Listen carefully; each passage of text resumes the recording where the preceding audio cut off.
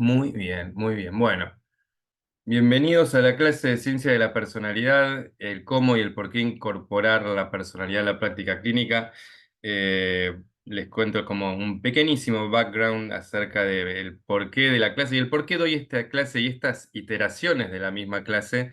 Y es porque, nada, tengo como un interés como muy fuerte y muy casi idealista en transmitir la importancia que tiene incorporar la personalidad para las personas que atienden pacientes, así, lisa y llanamente, ¿sí? O sea, hoy tiene una impronta más clínica, pero de todas formas le voy a comentar un poco el contexto que tiene de evidencia empírica esto y que no es algo medio caprichoso ni una moda, sino que responde a una necesidad muy concreta y la idea es un poco mostrarles de qué va esa necesidad concreta. A ver.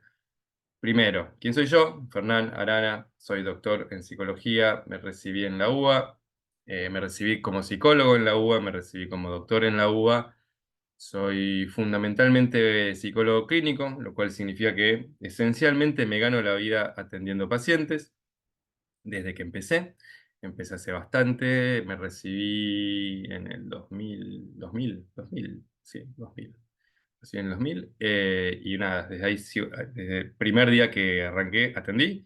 Después me entró las ganas, la necesidad, la curiosidad de ver qué onda la investigación. Empecé también tímidamente, apenas de recibido, empecé a hacer docencia en la UBA, cátedra de psicoterapias, que todavía sigo estando. Hace 24 años que doy clases ahí. Así que también me empecé a desarrollar como docente y después, nada, me dediqué más informalmente a la investigación hasta que entré en el sistema de que algunos deben conocer del sistema CONICET, por decir así, de becas doctorales, después hacer el doctorado, la beca postdoctoral, pues un vacío muy agónico de falta de subsidios hasta poder empezar a dirigir mis propios subsidios de investigación. Hasta ahí me dediqué fundamentalmente al estudio del perfeccionismo, que es con eso que me doctoré, que es un rasgo de personalidad, de ahí por ahí uno de, de las distintas variantes de hablar de personalidad, que es hablar sobre perfeccionismo, que no es la clase de hoy de eso, pero aquellos interesados pueden mostrar su interés a futuro y eventualmente lo vemos, pero por fuera de eso, esa fue mi primer amor.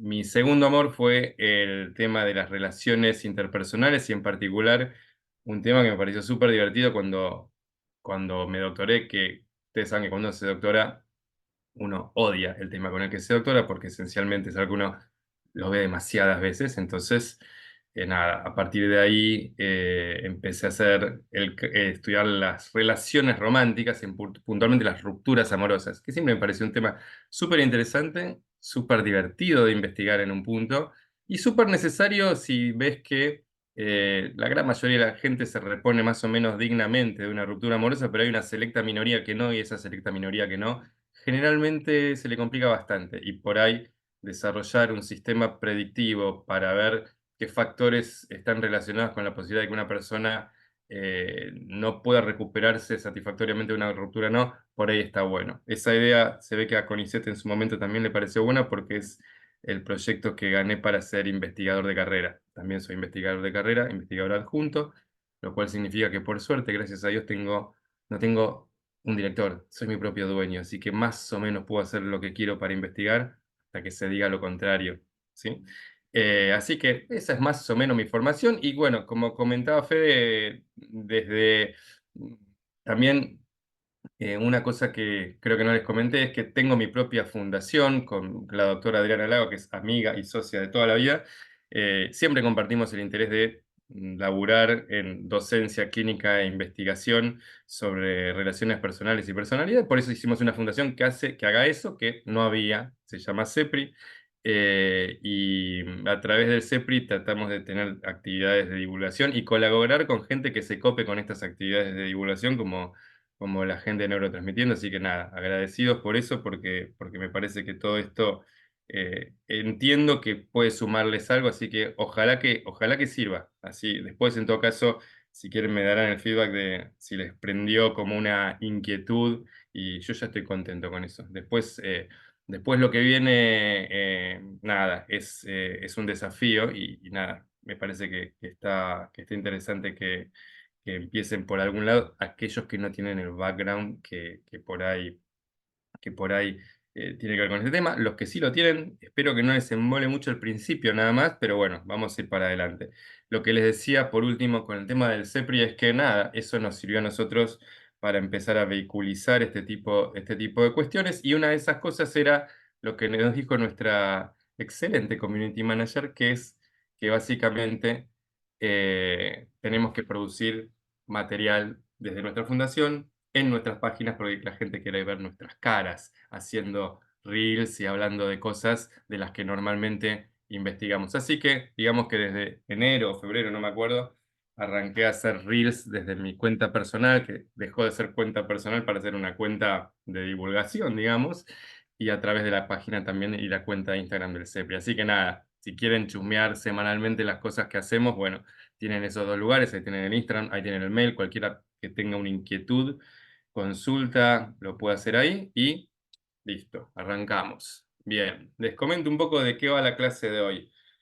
La dividí esencialmente en 4 partes súper asimétricas, porque la primera es sencillamente un ponernos al día como muy rápido acerca de mínimo algunas definiciones que tenemos que considerar. Después, la lógica de por qué aplicar esto en mi vida como clínico, o sea, por qué de repente le tengo que dar pelota a la investigación en personalidad o a la personalidad. Y después un poco en adentrarnos en el cómo. Y el cómo es amplio, esa es la parte más larga que vamos a tener, en donde vamos a ver por ahí la lógica de entender un toque la historia de lo que es la personalidad, el estudio de la personalidad, la lógica de lo que es el funcionamiento de las clasificaciones en salud mental, puntualmente los dos tipos de clasificación que más vamos a ver hoy, que son sistemas categoriales y dimensionales. Luego, las cuestiones concretas que atañen a el ejemplo de cada uno de los dos, que es cómo se piensa hoy la personalidad en cuanto a los trastornos de personalidad desde el sistema oficial, que es el DSM, que es el sistema categorial, y cómo se piensa desde el sistema dimensional, que es el sistema alternativo, pero es el sistema oficial para la CIE-11, ¿sí? O sea que todos aquellos que estén pasando por la residencia o que aspiren a hacer el examen y entrar, o que estén en una concurrencia o que lo quieran hacer a futuro, deberían, entre comillas, tener que eh, asumir la real responsabilidad de trabajar en un entorno de trastornos de la personalidad desde una perspectiva dimensional. La realidad no es tan así, pero supuestamente es una tendencia que debería ocurrir. Formalmente creo que la CIE 11 ha sido obligatoria hace relativamente poco, así que no sé, eso será un misterio que no sé si va a ocurrir o no. Creemos que sí. Después, la idea es ver un poco más cosas concretas con respecto a bueno, ok con respecto a qué es cada cosa, ¿sí? Qué es cada sistema, qué es cómo se ven los trastornos de personalidad de cada sistema, pero qué onda, cómo se hace, ¿sí? O sea, qué evalúo, por qué, cómo, dónde lo saco. Bueno, cosas que por ahí atañen a la realidad pragmática del clínico de todos los días y que por ahí a veces todos nos cuentan cosas como muy copadas y muy emocionantes acerca de lo bueno y lo importante que es hacer tal cosa, pero no te dicen después cómo hacerlo o te escatiman el recurso de cómo hacerlo. Bueno, la realidad que van a ver que justamente una de las cosas que por ahí mm, nos caracterizan y que por eso tenemos una fundación que se dedica a eso es, nada, acercarle los recursos a todo el mundo para que todo el mundo lo pueda hacer y que sea como una suerte de crecimiento para todos, ¿sí? Así que en ese sentido, nada, después les voy a mostrar como puntualmente algunos test, algunos recursos concretos y vamos a tener unas pequeñitas conclusiones al respecto con quizás alguna recomendación extra de cómo entender y tramitar mejor esto. Ahora entonces arrancamos con el qué, que es lo más rapidito que tiene que ver con definiciones concretas, ¿sí? Definiciones concretas que para que estemos todos más o menos situados en el mismo lugar. ¿Qué significa la personalidad? Históricamente la personalidad se refirió como algo que explica las diferencias individuales de la gente, ¿sí? Diferencias individuales de la gente en cuanto a qué, en cuanto a supuestamente un patrón que tiene que ver con la forma de pensar, de sentir y actuar, ¿sí? Pero que te hace individual, es decir, que te hace distinto del otro. Eso supuestamente tiene que ver de forma coloquial con lo que se llama tu manera de ser, tu carácter, ¿sí? Eso es la personalidad. Por supuesto que yo te puedo explicar la personalidad a través de cómo se explican los factores del modelo Big Five de personalidad o los factores del modelo exacto de personalidad u otros modelos que no hace falta que los veamos y los sepamos ahora. Ahora me parece que tenemos que retener la idea de la personalidad tiene que ver con algo social, porque tiene que ver con cómo vos te manejás con el prójimo, esencialmente, ¿sí? Lo que te hace individual en un punto es de naturaleza interactiva. Entonces, la patología de personalidad es casi se puede entender como una versión extrema de esta manera de ser. Es decir, cuando de repente la forma en que vos te llevas con los demás tiende a ser de alguna manera disfuncional. ¿Disfuncional cómo? En rigor, disfuncional en términos de que resulta un fracaso adaptativo en una de las tareas universales de la vida que tienen que ver con la capacidad de generar una sensación de apego con el prójimo, tener cierto nivel de empatía, tener un sentido de territorialidad y dominancia, etcétera, etcétera, etcétera. Esa es una definición como muy, muy de libro, ¿sí? Yo quiero que vean más en términos pragmáticos, ¿sí? O sea, una cosa es tu personalidad y otra cosa es tener un trastorno de personalidad. ¿Es distinto? Sí y no. ¿Por qué? Porque en realidad es una variante extrema de lo que es tu personalidad. ¿Y qué significa? ¿Que deja de ser tu personalidad? No, es que tu personalidad ya se fue al carajo en algo. ¿Sí? ¿Qué significa que se vaya al carajo en algo? Que no esté funcionando como debería funcionar, ¿sí? Que esté fracasando, entre comillas, en función de algún cambio potencial del contexto, ¿sí? Entonces, yo por ahí puedo ser una persona súper recontra hiper cabezadura, inflexible, meticulosa, ordenada, perfeccionista, y nada, vamos a suponer que si la vida me da la posibilidad de elegir, nada, voy a elegir algo que sea coherente y afín a mi personalidad. Eso muchas investigaciones lo demuestran. Entonces, por ahí, ponele, voy a estudiar una carrera más o menos técnica, voy a elegir un trabajo más o menos técnico que donde mis skills puedan ser explotados y promocionados y reforzados positivamente. Por el trabajo, no sé, en sistemas, en la Biblioteca Nacional, etcétera. Si yo tengo esta manera de ser en un contexto en donde puedo desarrollarla efectivamente, no solo no tengo un problema de personalidad, sino que mi personalidad es funcional a ese contexto. Y todos cuando tenemos la posibilidad de elegir, siempre elegimos contextos que no sean funcionales. Nadie hace algo en contra de lo que siente que es su manera de ser, ¿sí? El problema con los trastornos de personalidad es que es cuando falla, normalmente ¿qué pasa cuando falla? Es que hay un problema con el contexto. Quizás cambia el contexto y todo eso que armaste de repente exige que le des una vuelta y te adaptes. Bueno, normalmente la gente que tiene un problema de personalidad no se adapta, le cuesta, ¿sí? De repente me echan mi trabajo en la biblioteca y solo hay trabajos de eh, actor para hacer publicidades. Y por ahí no puedo, me deprimo, porque no concibo la posibilidad de tener que hacer cosas que impliquen la espontaneidad de improvisar o sencillamente no atenerme a determinadas reglas muy concretas, ¿sí? Eso sería una persona que tiene un rasgo obsesivo de personalidad y que se transforma en un trastorno obsesivo de la personalidad. Como ven, es una diferencia de grado, pero tiene mucho que ver la capacidad de la persona de adaptarse a un contexto, ¿sí? No es lo mismo que una depresión, que una fobia, que un trastorno mental X, ¿sí? Ciencia de la personalidad, ¿qué es? En este contexto, porque hablo mucho de personalidad, pero no está como muy delimitado el campo cuando hablo de ciencia de la personalidad. Ciencia de la personalidad es un término paraguas, ¿sí? Que significa que bajo ese paraguas hay varias cositas que se hacen, que el único denominador común que tienen, chicos, es que se investigan, ¿sí? Se investigan a full los rasgos de personalidad y yo le diría hoy por hoy sigue siendo como el 80% zarpado de investigaciones tienden a ser esas, que son investigaciones fundamentalmente psicométricas, donde se trata de perseguir la estructura correcta de la personalidad, es decir, cuánto se asemejan ciertos modelos teóricos a lo que pasa en la vida real. Después, una cosa que se ve, no tanto, pero que es digamos, que está directamente asociado, es el ala de evaluación de la personalidad, que es justamente partir de estos modelos y ver cómo se aplican en la vida real a la gente y construir una evaluación que básicamente diga algo acerca de cómo funciona la personalidad de la gente, habida cuenta de estos rasgos que supuestamente previamente son estudiados.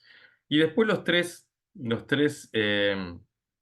ítems restantes tienen que ver con otras áreas menos desarrolladas, pero que también tienen su aval científico, que es las investigaciones que atañen a cuánto impacta la personalidad, es decir, a outcomes reales, concretos de consecuencias directas sobre tener una buena o una mala personalidad, a la clínica, que tiene que ver con, sí, una tradición muy grande de investigar la personalidad desde el lado de el funcionamiento patológico, desde el lado de los tratamientos, y por último, una vertiente que históricamente está, y ahora hay un boom de desarrollo de ella a través de los desarrollos de las neurociencias desde los años 90 en adelante, que es un poco pensar el desarrollo de la personalidad en términos evolutivos, ¿sí? Como, lo cual, ahí está, por ahí preguntas grosas como la personalidad cambia, la personalidad es plástica, es flexible o no, cuándo cambia, cómo cambia, bajo qué condiciones cambia. Ya les puedo adelantar el spoiler, sí cambia, ¿sí? Esa idea de que la personalidad no cambia, que por lo tanto es al pedo estudiar la personalidad, sáquensela de la cabeza, ya se los puedo decir, no tiene nada que ver eso, ¿sí? La personalidad cambia y cambia con el tratamiento. ¿Qué tipo de tratamiento? Fundamentalmente tratamientos que tienen que ver con respetar ciertos principios técnicos que normalmente la terapia cognitiva, entre otros tratamientos, los respeta, ¿sí? Con esto no les quiero decir que la cognitiva sí o sí es la que va, pero es como el ejemplo más, si quieren, más multitudinario que hay de tratamientos relativamente exitosos de la personalidad.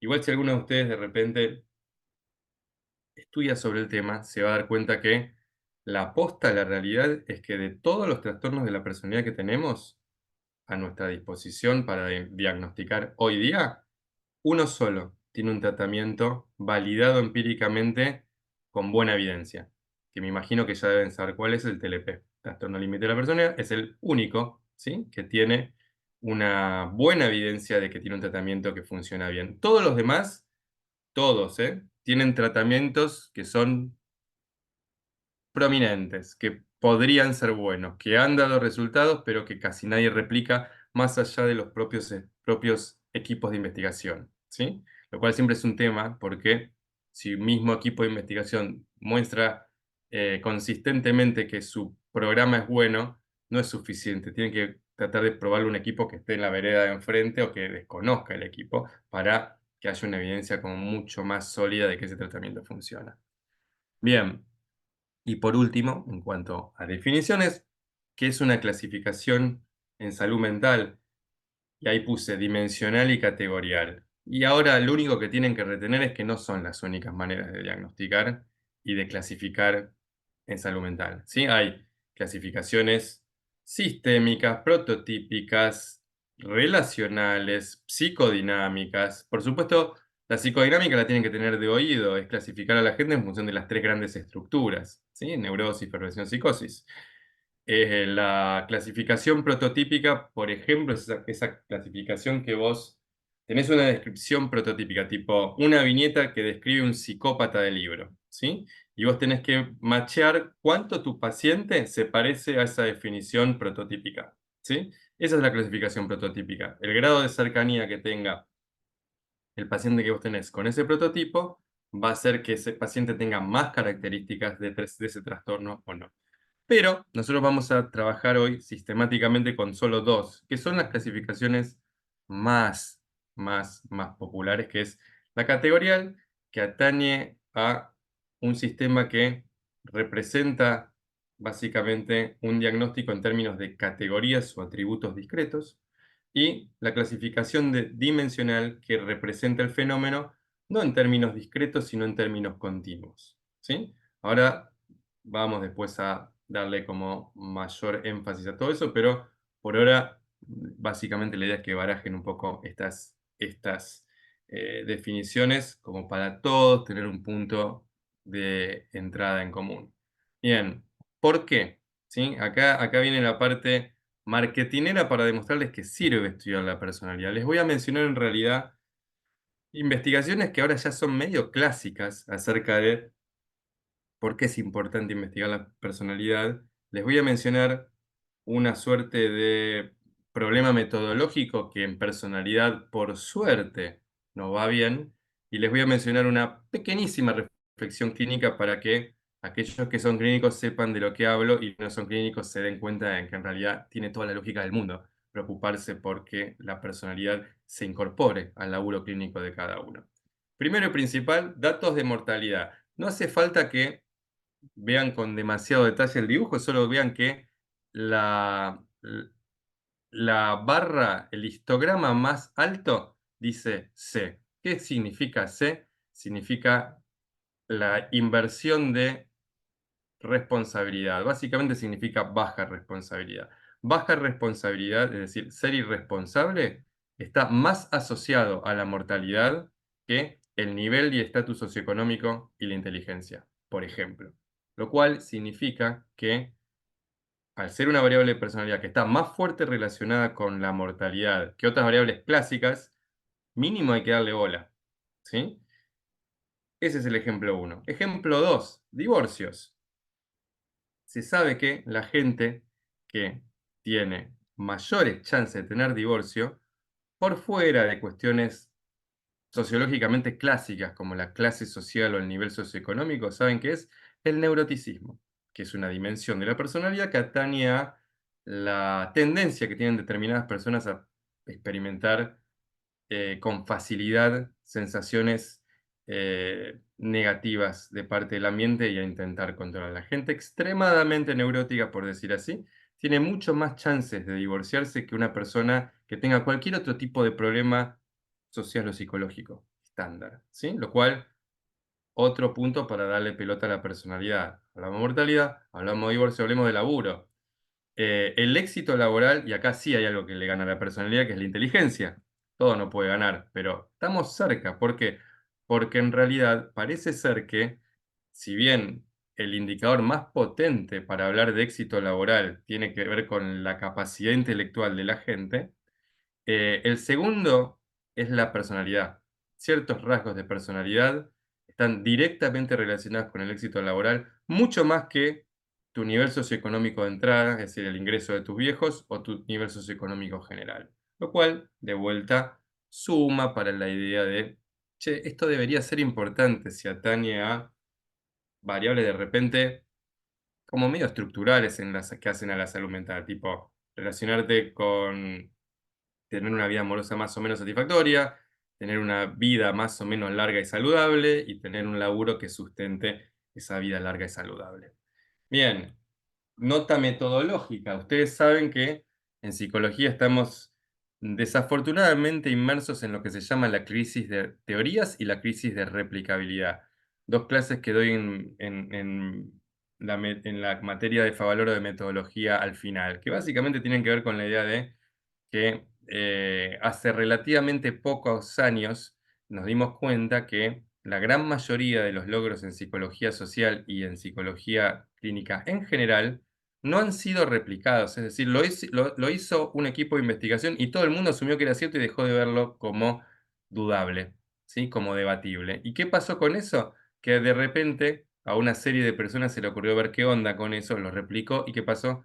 Que no se pudo replicar. La gran mayoría de esos resultados, lo cual sumió a la psicología en un estado de crisis calamitoso, en donde de repente a todo el mundo salió corriendo para adelante. En lugar de empezar a replicar y demostrar que lo que uno hizo era bueno, empezó a hacer otras cosas por las dudas. ¿Sí? ¿Qué pasó con personalidad? Es una de las pocas áreas en donde se replicaron resultados y tienen índices de mayor éxito en replicación que no. ¿Sí? O sea, fíjense en esta escalita, en este eje, donde lo que está más pegado y en negro son los éxitos en replicación y los que no son éxitos son los circulitos en blanco. Hay poquitos en comparación, lo cual nos habla de que, nada, los resultados que tenemos nosotros en investigación en personalidad son robustos, es decir, se la bancan. No es que lo hace uno solo y después todos tenemos que confiar como un dogma, sino que los hace uno, los hace otro y por ahí los hace otro y da más o menos igual, ¿sí? Así que otro argumento. Tercer y último argumento para tener en cuenta y era el clínico, ¿sí?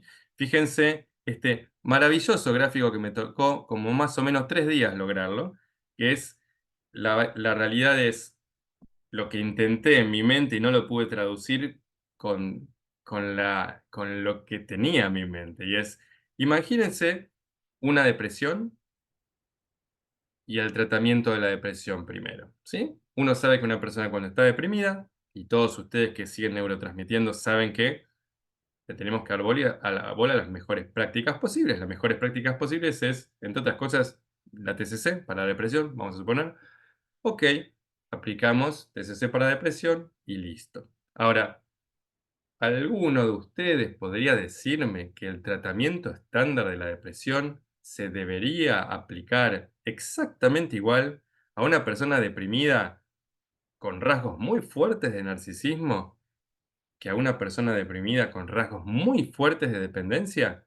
Son, para aquel que es clínico, un depresivo narcisista y un depresivo dependiente son casi dos mundos distintos, en donde la gran mayoría de las técnicas cognitivas estándar, no les digo que fracasan, pero hay que customizarlas de una manera violenta, por decir así. Es decir, hay que hacer casi dos enfoques distintos. Entonces, si uno en la vida real no puede aplicar el tratamiento estándar a problemas de personalidad en conjunto con problemas clínicos estándar, es porque evidentemente hay que darle bola a la personalidad, ¿sí? Entonces, nada, este es como, de alguna manera, el spoiler alert acerca de que en realidad hay que darle bola a la manera de ser, no solo a lo que la gente sufre, sino a cuál es el color que tiene lo que está sufriendo, es decir, cuál es la forma de manifestarse frente a los demás con respecto a eso, ¿sí? Bien, ahora sí, vamos al cómo. El cómo, y lo primero es, no hay chance alguna de trabajar con trastornos de la personalidad si uno no le engancha la onda a lo que es la historia. Yo sé que la historia por ahí le embola a mucha gente tiene razón con eso, porque a veces uno se pierde mucho en los detalles y la realidad es que se termina desorientando. Por eso voy a ser breve, voy a explicarles algo muy fácil y muy sintético y muy a propósito, porque si les da curiosidad, genial, pueden verlo en otros lados y después les marco los recursos para dónde verlo, pero ahora vamos a hacer una cosa muy, muy a brocha gorda para que ustedes vean un poco de qué va la cosa. Fundamentalmente, para entender qué onda los trastornos de personalidad hoy, cómo lo tenemos que tratar y por qué existen dos fucking sistemas en paralelo funcionando y uno supuestamente tiene que aprender los dos sistemas, uno tiene que entender un poco de qué va esto, ¿sí? Hay tres momentos históricos como muy, muy, muy delimitados. Uno es la historia, ¿sí? La edad antigua, la edad precientífica, que le dicen los autores, que empieza, como siempre, como todas las cosas que tenemos rastros en Grecia o por ahí, ¿sí? Cientos de años antes de Cristo, hasta más o menos el iluminismo, ¿sí? Hasta más o menos la creación de las primeras universidades, los primeros hospitales universitarios y el primer enfoque definitivamente racional y científico de los trastornos mentales, ¿sí? La figura de Galeno y en este periodo científico ya que viene después, es un periodo en donde lo que ustedes tienen que retener es que dura más o menos hasta la aparición del DSM-3, que es en el año 1980. De 1980 en adelante, hay autores que marcan que hay otro periodo, pero yo que te lo quiero hacer fácil, piensen que nuestra vida cambió del DSM-3 en adelante. Para la mayoría de ustedes, inclusive para mí casi que soy del 78, como que, nada, la única que vemos es la que vivimos ahora, ¿sí? No estamos en una transición, pero la realidad es que no alcanzamos a dimensionar a veces el impacto, pero dramático, que tuvo el DSM-3 en la historia de la psiquiatría contemporánea y clásica. les voy a hacer una brevísima nota al respecto después, pero primero veamos lo que dicen los dibujitos ahí arriba.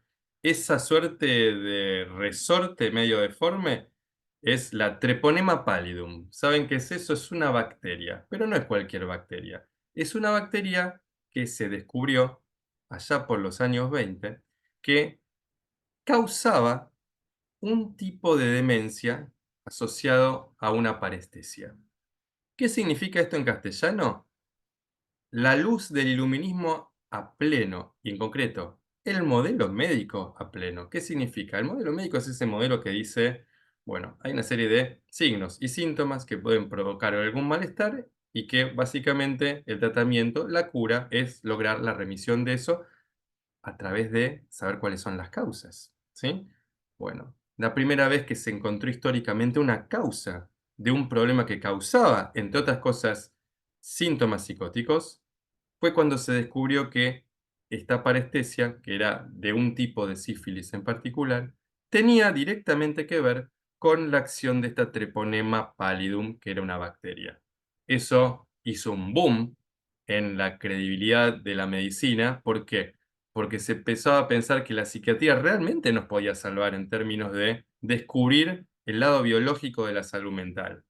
Si ustedes, vamos a hacer un fundido en negro y pensar en el aquí y ahora, agarren y vean un video de Thomas Insel hablando del Research Domain of Criteria, ¿sí? El RDoC, que es ese sistema que propusieron junto a un montón de psiquiatras biológicos. Es lo mismo la esperanza de encontrar el palidema de vuelta, ¿sí? Es eso mismo, ¿sí? Más allá de, por supuesto, mucho más sofisticado y mucho más interesante. Entonces, punto para el modelo médico ahí. Segundo puntazo del modelo médico es la existencia de Schneider, que básicamente, no sé si han visto en las bateas de las bibliotecas de las universidades a las que han asistido o asisten, este libro con esta tapa verdecita. Si lo vieron, es por algo, y es porque este libro es básicamente el diccionario número uno que existe, histórico, ya cumplió 100 años este año, que es el de personalidades psicopáticas de Schneider. Schneider básicamente creó 10 tipos distintos de personalidades, las llamó psicopáticas, aunque no tiene nada que ver con la psicopatía, ¿sí? De hecho, el último, ¿cómo se llama? La última introducción que hizo a su última edición, Schneider dijo algo así como: estoy harto de que piensen que hablo de psicopatía, lo puse porque era el nombre que en ese momento se designaba para la psicopatología, pero no es así, no tiene que ver con la psicopatía, tiene que ver con tipos de personalidad, ¿sí? De todos esos tipos de personalidad, pregúnteme cuál era la evidencia empírica que tenía. Cero. Cero, cero, cero. Partía de una observación clínica de Schneider sobre cómo se comportaban las prostitutas de los burdeles de Berlín. Esa es la realidad de cómo basó su tesis para hacer este libro. ¿Sí? Lo cual, nada, le salió bastante bien al chabón, porque la realidad es que esa observación fue aguda, y fue muy bien en términos descriptivos y nos permitió tener una clasificación, entre comillas, de distintos tipos de personalidad. Curiosamente, llamativamente, extrañamente podrían decir algunos, esta definición de personalidad psicopática dura hasta hoy. Es por eso que el libro se sigue vendiendo. No se vende como un libro de historia, se vende como un libro de personalidad, para el estudio de la personalidad. Raro, pero es así, ¿sí? De hecho, hace relativamente poco en el Instagram alguien, creo que hablaba de psicopatía y me hicieron el comentario de, bueno, vos no sabes nada si no sabes quién es Snyder. Yo decía, bueno, no sé si quiero ponerme a discutir con alguien que no conozco acerca de que Schneider en realidad tiene poco que ver con la psicopatía, pero bueno, igual le contesté, pero no se hace eso. La realidad es que, nada, ahí está Schneider y lo pongo porque no es casual. Abajo, si sale bien la animación, salió perfecto. Hay un manual, que no es un manual, es un diccionario, ¿sí? ¿Por qué? ¿Y por qué está abajo? Porque en realidad, arriba tenemos el modelo médico, la psiquiatría, la esperanza de encontrar la luz a través de una causa biológica última, y abajo teníamos a un chabón que era esencialmente un catedrático, un psicometrista, que era Gordon Allport, que básicamente lo que hizo es agarrar un diccionario y decir, ¿cuántas palabras acá describen conductas humanas?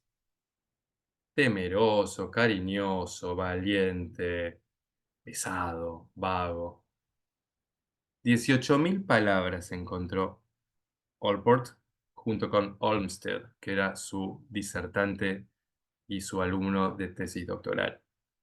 Y eso da inicio a una tradición fuertemente arraigada en la psicología científica, que es la psicometría. Esto se llama la hipótesis léxica. La hipótesis léxica básicamente es decir, la descripción correcta de la personalidad tiene necesariamente que estar retratada por la forma que los seres humanos hablamos, ¿sí? Y la forma que los seres humanos hablamos, en mayor medida, está recogida por los diccionarios de cada cultura. Igual, vamos a hacer honor a la verdad, Allport solo lo hizo con el diccionario Merriam-Webster, es americano, ¿sí? Pero bueno, ustedes saben cómo son los americanos, que América generalmente es el mundo, ¿sí? Salvo pequeñas indicaciones cuando hacen la nota al pie.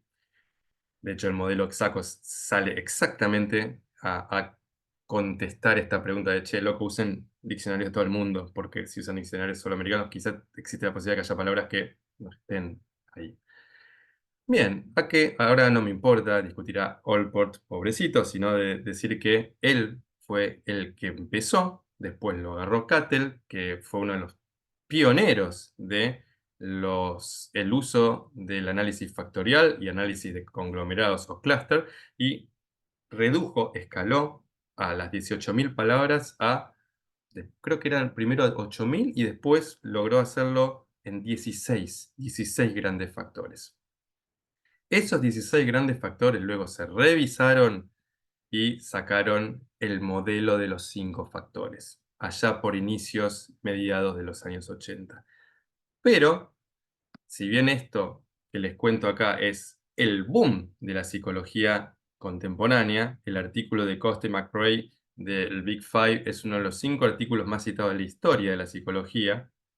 Si tienen la curiosidad de saber cuáles son los otros 4, uno de ellos es del alfa de Cronbach, ¿sí? Porque todo el mundo lo cita y por lo tanto todo el mundo lo usa.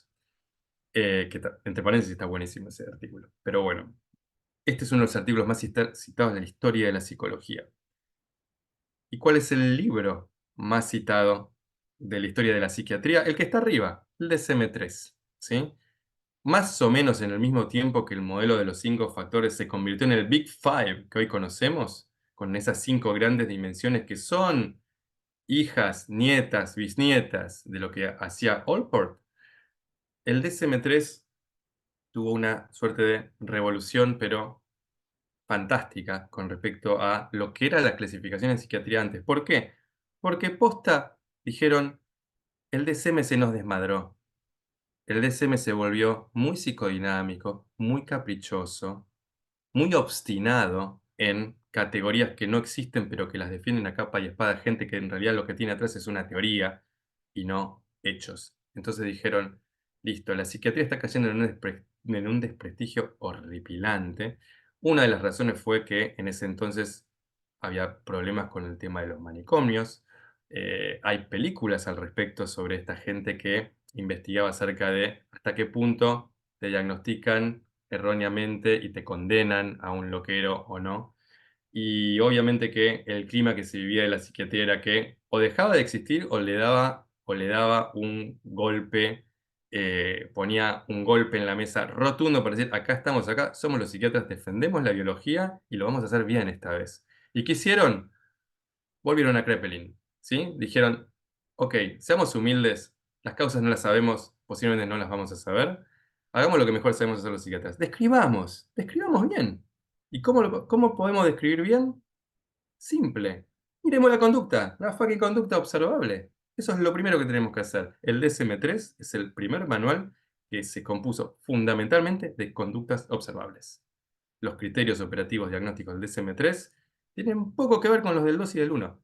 Imagínense que en el 2 estaba la homosexualidad como un trastorno, ¿sí? O sea, en el DSM-3 no solo se volaron todas las cosas que no tenían ninguna evidencia, sino que surgieron nuevos diagnósticos que tenían que ver con los estudios que se estaban haciendo sobre esos problemas. Por ejemplo, el TAG, ¿sí? El trastorno de ansiedad generalizada, la fobia social como la conceptualizamos ahora, los distintos subtipos de depresión. Esencialmente, el DSM-3 revolucionó todo, llegó para quedarse, fue el que primero hizo una clasificación seria de los trastornos de personalidad y, spoiler, es el que seguimos usando ahora, con mínimas variaciones. Seguimos usando la clasificación que se hizo en los años 80, ¿sí? O sea, ¿hace cuánto? 40 y pico, casi 50 años, ¿sí? Y les voy a tratar de demostrar en lo que nos queda de la clase de por qué la seguimos usando. DSM-5 es el aquí y ahora, y lo puse en el medio porque el DSM-5 en realidad propone algún toque menos cobarde que es el sistema híbrido o el modelo alternativo de la personalidad junto al modelo actual de personalidad, que es el del DSM-3, que es el modelo categorial. Y abajo que tenemos la revolución, que es la CIE 11, porque la CIE 11 que dijo y que hizo, dijo, nos estamos haciendo cargo de que hoy por hoy el sistema que más se adapta en función de la realidad empírica es el dimensional. Por lo tanto, a partir de, creo que agosto del 2024, va a ser oficial para nuestro sistema la clasificación dimensional y a aprenderla. Es así de simple. Es una de las razones por las cuales los residentes deberían saber un poco esta línea histórica y cómo converge. ¿Sí? ¿Qué tenemos que sacar de esto en común? Nada más esto. Dos dibujitos. ¿Qué son estos dos dibujitos? Uno es un algoritmo de decisión diagnóstica, que es lo estándar del sistema categorial. Otro, para familiar para algunos, es esa suerte de electrocardiograma que surge cuando uno llena un perfil del MMPI-2, ¿sí? Del Inventario Multifásico de Minnesota de Personalidad. Son dos ejemplos patognomónicos de cómo funciona cada sistema y por eso se los quiero mencionar, para que lo caractericemos un poquito de qué va cada uno, porque yo estoy mencionando, pero no les digo puntualmente, bueno, ¿de qué va cada uno? Bueno, sistema categorial es un sistema de clasificación discreta por atributos, por sí o por no. ¿Te sentiste triste la mayor parte del día, casi todo el día? ¿Sí o no? Si es sí, te digo, ¿sentiste que perdiste el placer, o perdiste las ganas, o estás particularmente desganado, las últimas 2 semanas? ¿Sí o no? Si es sí, sigo, si es no, corto. Ese sistema que en menos de 5 minutos te permite a cualquier paciente que tengas adelante diagnosticar una depresión, tiene ese fuerte. Es un sistema súper rápido, veloz, pero que tiene de malo la sábana que te tapa de un lado y te destapa del otro. Es muy bruto. ¿Qué significa que sea muy bruto? Decís que no algo y ese diagnóstico ya no está más en la mente de ese psiquiatra que lo está diagnosticando. Lo cual, como es un enfoque muy taxativo, es muy rápido, pero tiene mucha posibilidad de tener justamente falsos negativos. Sí, es decir, la podés pifiar porque decís que no a algo que por ahí sí está y está, pero en un ni, no está en un sí o un no. Que eso es lo que capta fenomenalmente bien el sistema dimensional, ¿sí? Ejemplo burdo de esto, para que ustedes más o menos se den una idea, es la existencia del diagnóstico de anorexia nerviosa hasta el DSM-4. Ustedes saben que el DSM-5 ya no tiene ese error, por suerte, pero el DSM-4, uno de los criterios diagnósticos era que presencia de amenorrea, ¿sí? Presencia de amenorrea significa básicamente que te deje de venir si sos mujer. Tenía un problema muy grave y uno menos grave. El menos grave era que podías ser mujer, tener una disfunción zarpada de tu imagen corporal, pero por ahí, por obra y gracia del Espíritu Santo, este mes te vino y por lo tanto no sos anoréxica. Y por lo tanto no te puedo dar el tratamiento porque no tenés ese diagnóstico. Eso es obedecer el sistema categoría de rajatabla. El problema más grave, ¿cuál tenía? No podés diagnosticar hombres, ¿sí? Porque amenorrea no tenés. No vas a tener nunca. Por lo tanto, chao hombres. No tienen anorexia ustedes. Se acabó. ¿Sí? O sea, ese es el problema ilustrado del sistema categorial. Es muy bueno para dar diagnósticos rápidos, pero es muy imperfecto y te deja mucho afuera. Pero es bueno. A ver, ustedes me preguntan, ¿Usarías el sistema dimensional en una guardia para hacer un screening? No, no conviene. Conviene hacer el sistema categorial, ¿sí? No es que uno es bueno y otro es malo. Es que son dos sistemas que deberían complementarse. El sistema dimensional, por el contrario, es como inverso en cuanto a los pros y los contras. ¿Por qué? Porque básicamente lo que hace el sistema dimensional es dejar de considerar que las categorías son atributos discretos, sino que son atributos continuos. Es decir, vos no es que tenés una depresión o ninguna depresión. Vos tenés un grado de depresión que en un punto bajo se parece a no tener ningún malestar más que una leve tristeza y en un punto alto se parece tener algo muy grave que básicamente concursa con una catatonía, por ejemplo, pero estás dentro del mismo continuo. Y básicamente lo que vos tenés que definir es dónde hago el punto de corte y por qué. Y esa pregunta tiene una respuesta y una vez más, está la respuesta contestada por la psicometría clásica y es en compáralo con un baremo. Es decir, compáralo con lo que se sacó la mayoría de la gente para esa escala y fíjate si es alto o bajo, en función de qué, de los parámetros poblacionales para ese sexo y para ese rango de edad. Y listo. Y ahí vos, hoy te sacaste un 3 en el BDI-2 y por ahí, si sos varón y tenés 19 años, tenés una depresión leve. Ahora, si sos mujer y tenés 25, quizás no tenés depresión.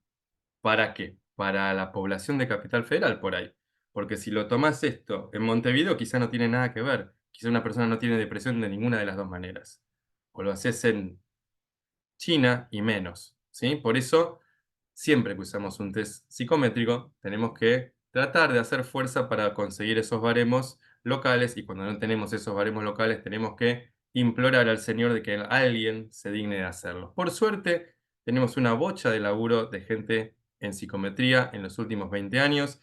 Hay universidades que sacan directamente tesis de psicométricas, como la Universidad de Córdoba, que les da siempre a elegir que hagan adaptación de un test. Por lo tanto, por suerte, tenemos baremos de muchas cosas que nos sirven ya para más o menos dibujar algo con respecto a lo que sería el uso real y bueno de un sistema dimensional, ¿sí?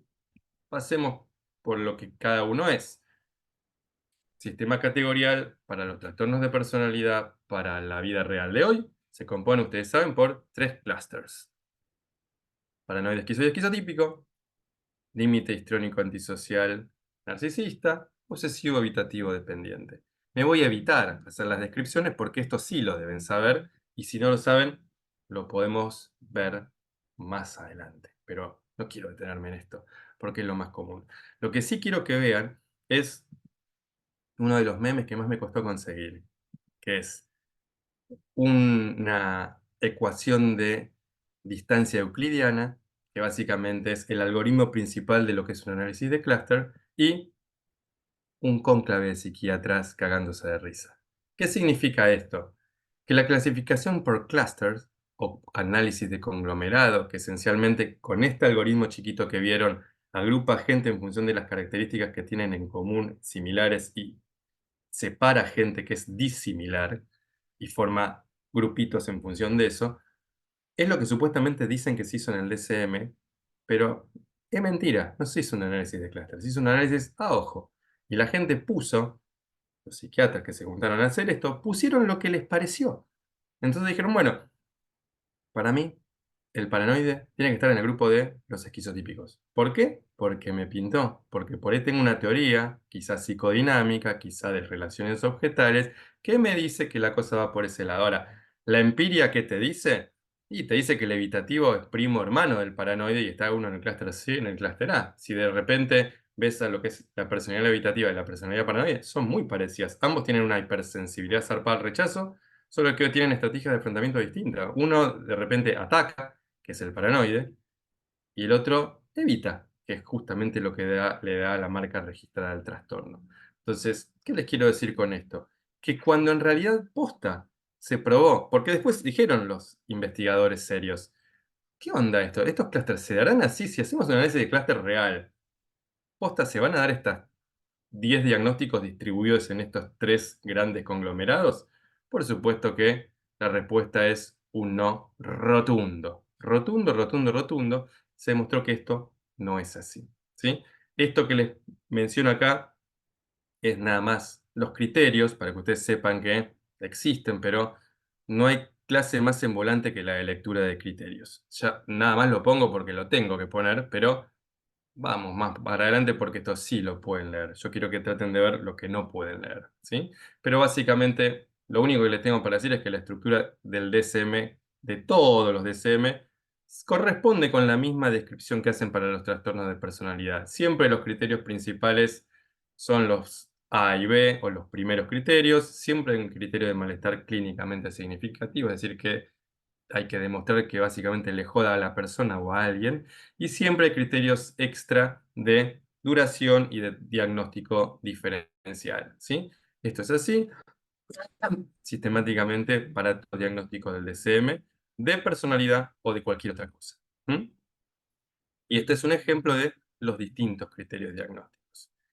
Y esto es uno de los ejemplos de por qué es un problema también. Pero eso viene a continuación. Nada más ustedes vean que ahí son todos numeritos nada más, ¿sí? Vamos un segundo a la clasificación dimensional para también verla un poco por rápido para que ustedes sepan de qué va la cosa. Básicamente, ustedes saben que está el modelo de los 5 factores y hubo otro modelo que básicamente tomó esa base y dijo, quizás tenemos que armar 5 factores que sean la versión desadaptativa de esos factores, aparentemente la mayoría de ellos adaptativos del Big Five, y por eso hicieron este modelo que se llama PID5 o PID o modelo alternativo dimensional del DSM-5, ¿sí? Que básicamente tiene dimensiones de afectividad negativa, que es lo mismo que neuroticismo, desapego, que es gente que básicamente tiene problemas con la intimidad, antagonismo, que es la palabra nueva que le pusimos a la psicopatía, desinhibición, que refiere esencialmente a la gente que es particularmente distraída e impulsiva, y psicoticismo, que básicamente es la clasificación dimensional para la gente que es esencialmente rara o bizarra o excéntrica. Bien, ¿cómo se hace un diagnóstico híbrido y cómo se usa el DSM-5 si uno quisiera usar la versión alternativa? Dándole bola supuestamente a no solo los rasgos, estos 5 que les mostré, que cada uno tiene sus facetas, ¿sí? Que eso es otro tema, que otro día lo hablamos si quieren, pero básicamente lo que vos tenés que hacer y lo que convierte la investigación, perdón, la clasificación en híbrida, es que en realidad en la vida real vos tenés que primero demostrar que no es antisocial, no es evitativo, no es TLP, no es narcisista, no es TOC de la personalidad, no es esquizotipia. Después, si mostraste que no es ninguna de esas clasificaciones categoriales estándar, podés usar esta, que dice que en realidad acá la disfunción se da por estos, estos problemas en alguno de estos rasgos o en la combinación, cualquiera que fuera posible o plausible de estos rasgos, pero antes tenés que respetar la idea de que tiene que cumplirse el criterio A. Y el criterio A es un criterio que dice que en realidad no es solo un problema de que algún rasgo funcione mal o que salga elevado en una escala, sino que además tiene que representar algún problema intrapersonal o un problema interpersonal. E intrapersonal, perdón, está operacionalizado a través de lo que es un problema con tu identidad o con tu sentido de propósito en la vida, y el problema interpersonal está operacionalizado a través de tu capacidad de ser empático con el prójimo o de poder desnudarte con el prójimo en el sentido de poder revelarte como vulnerable frente a los otros o, lo que es lo mismo, poder ser íntimo con el prójimo. Bien, este es un ejemplo de clasificación híbrida del modelo del DSM alternativo que está en la sección número 3, ¿sí? Como alternativo, porque por supuesto, esto era lo que querían hacer el grupo de trabajo de personalidad del DSM-5, pero ¿qué les pasó? No pudieron. ¿Por qué no pudieron? Por una serie de cosas que las recontra hiper resumo. Antes vamos a ver nada más qué pasó con la batalla esta, porque les estoy mostrando estos dos sistemas, pero no les estoy diciendo, che, ¿hay un ganador a esto? Porque yo les estoy diciendo, bueno, sí, el análisis de clúster en realidad no era un análisis de clúster, cuando se descubrió que era, no dio eso. Y les estoy diciendo que, por el otro lado, este sistema es el que se sigue usando, porque el oficial sigue siendo el sistema categorial, no el sistema dimensional. Entonces, ¿quién ganó? Bueno, hay alguien que se encargó de investigar esto y básicamente descubrió en un análisis recontra, hiper, mega multitudinario que no hay ningún tipo de evidencia fuerte de que la personalidad sea básicamente un problema categorial, ¿sí? Básicamente, casi el 76%, ¿sí? O sea, la gran mayoría son problemas dimensionales y son problemas ambiguos una pequeña proporción y son problemas no ambiguos eso. Ahí está mal, porque acabo de ver que dice taxónico, no debería decir taxónico, debería decir al revés. Ahora les explico. Taxa o taxón significa categoría discreta. Y en realidad es al revés esto. No sé por qué me salió mal el dibujito. ¿Qué significa esto? Y se los comento en recontra hiper breve. Para vos que puedas demostrar empíricamente que hay una taxa, que hay una categoría, que hay algo discreto, es decir, que hay algo que básicamente se revele como un fenómeno discreto y no dimensional, tenés que demostrar que haya una distribución bimodal. ¿Qué significa esto? Dos curvas de Gauss en donde haya una población que represente dos fenómenos distintos, deprimido y no deprimido, por ejemplo. No un continuo en donde la mayoría de la gente se distribuye de una manera y en los extremos hay una cosa y hay la otra, ¿sí? Lo que parece que dice la realidad empírica es que para la mayoría de los problemas de psicopatología, y no me quiero meter con eso ya, o ahora, o hoy, la evidencia es dimensional. Y para los trastornos de personalidad en particular, es abrumadoramente dimensional el resultado que dicen los estudios empíricos que muestran, ¿sí?, que no hay ninguna chance de pensar ningún problema de personalidad como un problema categorial. Es decir, como hay trastorno de personalidad, no hay trastorno de la personalidad. Eso no existe, ¿sí? De hecho, los poquitos hallazgos que encontraron para descubrir categorías discretas se da fundamentalmente en dos patologías: adicciones, donde parece que hay una población específica de gente que es adicta en mayor o menor manera, y hay otra población que nada que ver, que no tiene ni nada que ver con una adicción, y en pedofilia, en donde parece que claramente hay una gran población que no tiene nada que ver con la pedofilia, y una población muy chiquita que tiene una pequeña curvita de Gauss y que tiene su propio bimodalidad, ¿sí? Esos dos casos. En la mayoría de los casos no es así. Así que nada, la realidad es que el sistema dimensional gana, pero por una paliza terrible al sistema categorial, y está bueno que ustedes sepan que empíricamente es así.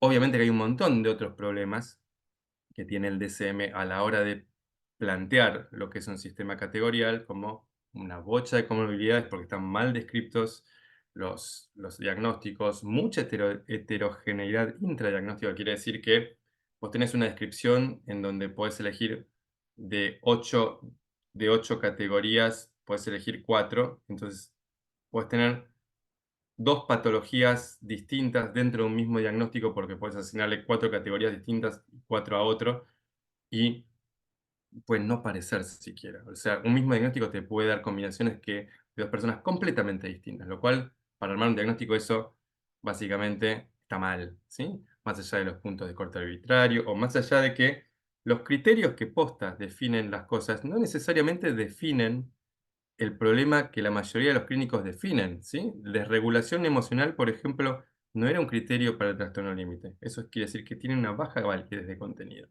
¿sí? Por supuesto que los sistemas dimensionales tampoco son perfectos y tienen sus bemoles, pero son más, si quieren, más técnicos. Hay que refinar las facetas porque recién se hacen, hay que tener escalas que funcionen, hay que ver qué onda con el criterio A, porque el criterio A de dificultad intra e interpersonal es fundamentalmente parido por los psicoanalistas y por lo tanto no se sostiene bien psicométricamente. Y hay mucho compromiso político que hace que el sistema no se pueda implementar, ¿sí? No quiero ser polémico, pero ustedes sabrán que el TLP como categoría, hay un montón de teóricos con datos muy buenos que dicen que no existe, que en realidad no tiene, no es no es una trastorno directamente, sino que es un indicador de problema general. De hecho, muchos plantean que es un indicador de neuroticismo, no otra cosa. Hay compromisos políticos que hacen que siga existiendo el TLP y que siga existiendo como muy importante. Y hay papers, no radio pasillo. Hay papers que se los explican esto. Hay gente que escribió papers diciendo que en realidad renunció a la comisión de dirección del grupos de trabajo de trastorno de personalidad porque aceptaron cosas por arreglos políticos, porque había gente que tenía muchos subsidios para estudiar trastorno límite y perdía el subsidio si el trastorno dejaba de existir, entonces tenía que seguir existiendo. Así como lo ven. Por supuesto, yo se los estoy contando, no les estoy diciendo que existe o no existe. Les digo, nada más sepan que esto existe y hay papers que lo demuestran, ¿sí? Y que ese chusmerío está, ¿m? Está comprobado. ¿Cómo hacer una evaluación? Y ahí les puse, en un mundo ideal, ¿qué tenemos que hacer? Una entrevista clínica, estructurada, si pueden, si quieren, test que básicamente representen estas dimensiones y en el mundo de lo ideal, informantes. Por eso puse la foto de los espías. O sea, es básicamente como la personalidad es un problema interpersonal, aquel que tiene un problema con su personalidad, siempre te va a dar un dato más o menos fidedigno y fehaciente y consistente la persona que esté cercana a esa persona, porque es la persona que se fuma esa personalidad. Por lo tanto, si sospechás de una persona de su narcisismo, habla con la novia, si podés, ¿sí? Habla con el papá, habla con la mamá, si podés, porque eso te va a dar mejores datos para que vos puedas hacer el diagnóstico. Una entrevista semiestructurada es el sistema categorial en vivo y en directo, pero para los trastornos de personalidad. Por eso puse la CID-2, que depende del DSM-4, pero se sigue usando. Y de hecho, yo la sigo enseñando hasta el día de hoy porque básicamente es la manera técnica que tenemos de preguntarle a una persona si hacemos investigación en trastornos de personalidad para tratar de cubrir todos los diagnósticos de trastornos de personalidad. Está en versión PDF liberada hace mucho tiempo, aunque creo yo que es una cosa total y absolutamente pirata que todos asumimos que no lo es, pero me parece que es así. Desde mis tiempos pretéritos yo la uso fotocopiada, así que nada, mal por la editorial Masón. Y la PID-5 sí creo que es gratuita y es la versión dimensional del DSM. ¿Hay otros test? Por supuesto que hay otros test. Y por eso, en lugar de hacerles una lista como súper, contra, hiper exhaustiva, yo nada más les puedo en realidad referir en realidad a lo que usamos en mi laburo, que es el protocolo del CEPRI, que básicamente evalúa la personalidad de esta manera dimensional. Usamos la PID-5, usamos la escala de niveles de personalidad y usamos escalas complementarias que a nosotros nos parece que tienen mucho que ver con una evaluación integral de la personalidad, como evaluar el sistema de apego, evaluar el tipo de creencia primal que tiene la persona. Otro capítulo en otro momento, pero ¿por qué les pongo esto? Porque en realidad cualquiera de ustedes que quiera usar el protocolo del CEPRI, lo único que tiene que hacer es mandarme un mail, ¿sí? O sea, cualquiera que tenga ganas de tener una evaluación de personalidad dimensional con alguno de los pacientes que ustedes ven, me manda un mail. Esto es por supuesto, no es algo muy sofisticado porque lo hice yo a mano, aprendiendo a hacer macros de Excel, ¿sí? Pero de hecho estoy luchando con automatizarlo porque lo sigo haciendo a mano, pero la realidad es que arrastrando las celdas y todo, se completan los datos, un paciente completa el Google Forms y a ustedes les sale una evaluación de lo que tiene ese paciente, los scores, todos calculados de todas las escalas y subescalas de los problemas de personalidad del paciente, con la interpretación en términos de digamos, dentro de qué percentil o qué tipo de distribución tiene ese rasgo, si es alto, bajo o medio. Lo bueno que tenemos nosotros es que como tenemos una fundación con muchos pacientes, tenemos una base de datos bastante sólida de datos clínicos y tenemos una distribución percentilar propia, que es superior a las adaptaciones locales.